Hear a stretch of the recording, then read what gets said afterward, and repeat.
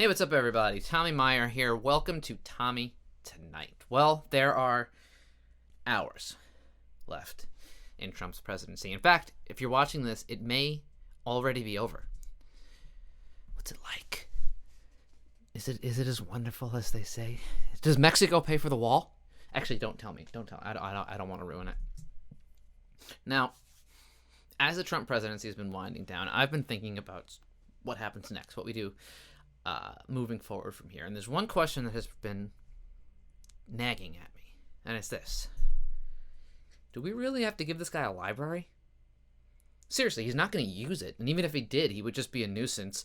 Wow, have you guys seen how big and red this dog is? Shh, is my library. Seriously, can we just give him like a Twitter sphere or something, or a building with a bunch of TVs that have cable news on all the time? He would be much happier, and so would we, frankly.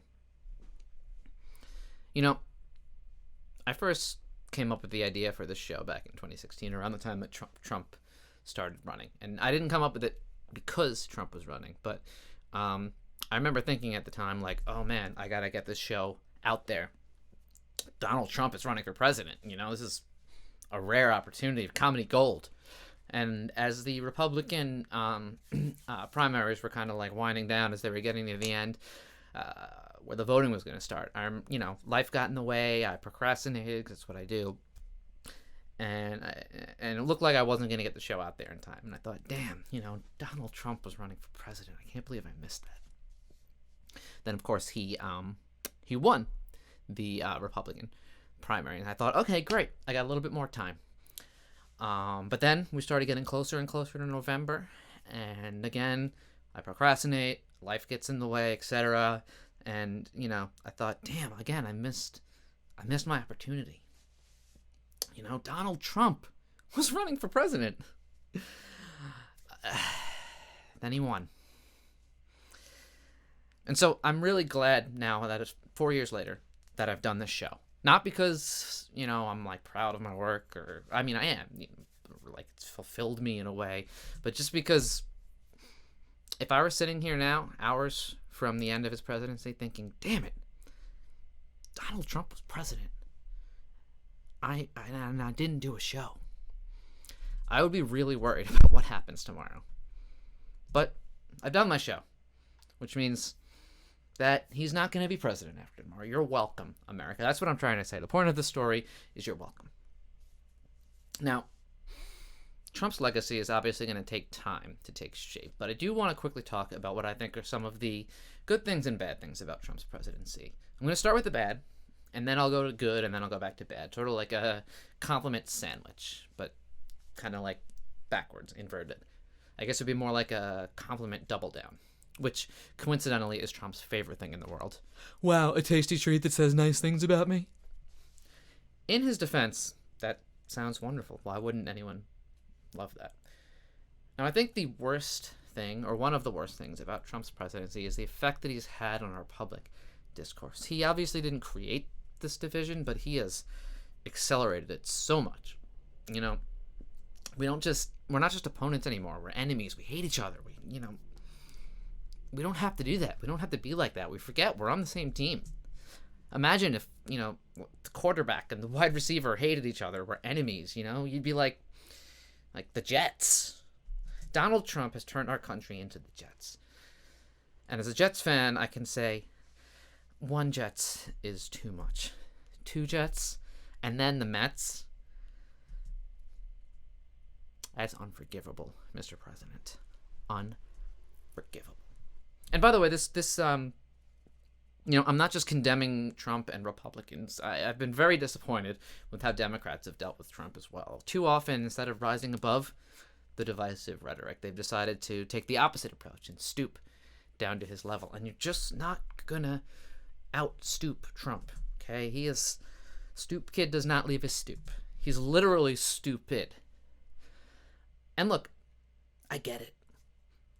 He drives us all crazy. I've said some things over the last 4 years that I certainly regret. But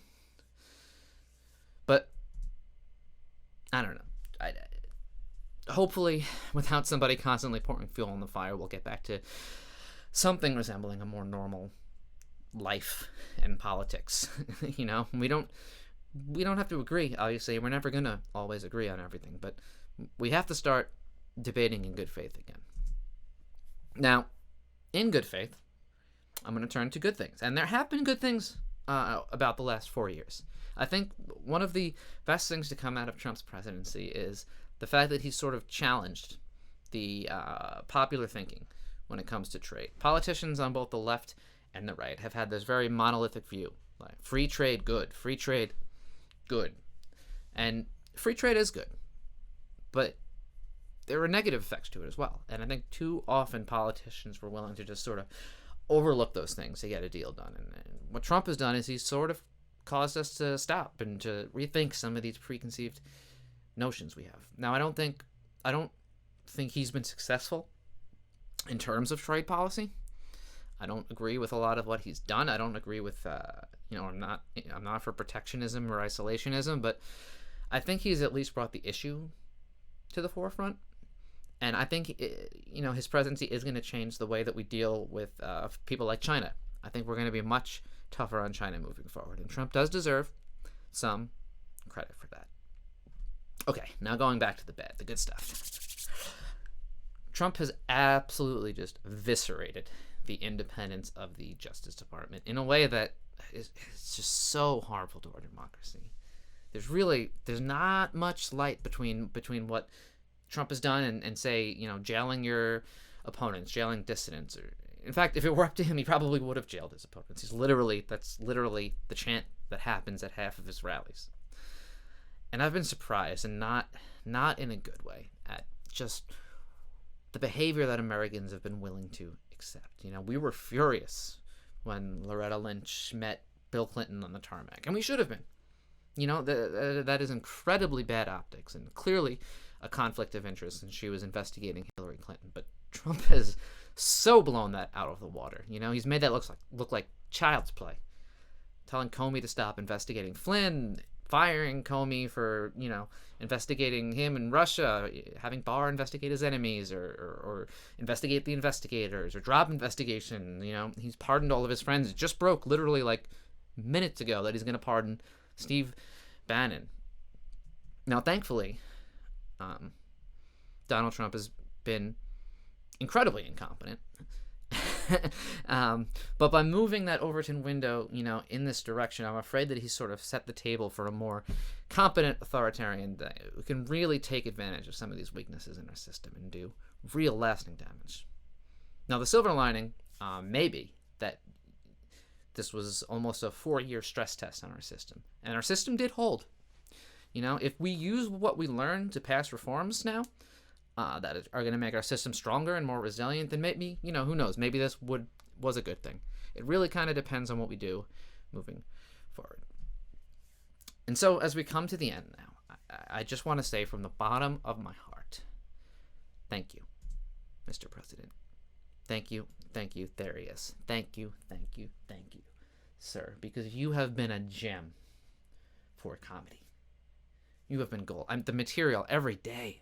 Oh, the voice. Oh, such a dumb voice, but so easy to impersonate. Everybody loves me. Just, I don't know what I'm going to do without you. We hold these truths to be self-evident. All men and women created by you know the thing. I just spoke at Dartmouth on healthcare. At the medical school, or not, I guess I wasn't actually on the campus, but the people from the medical school were at I want to be clear, I'm not going nuts. I'm not sure whether it was a medical school or where the hell I spoke, but it was on the campus. Get hot, I got hairy legs. And the kids used to come up and reach in the pool and rub my leg down so it was straight and then watch the hair come back up again. If you want to protect yourself, get a double-barrel shotgun. So I learned about roaches. I learned about kids jumping on my lap. And I've loved kids jumping on my lap. We're going to be all right.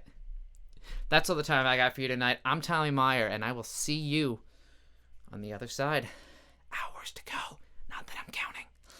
Good night. thanks so much for watching. Let me know what you think of my videos by commenting down below. And if you like what you see, make sure you subscribe to me on the YouTube or share this with a friend. The possibilities are 3. Good night.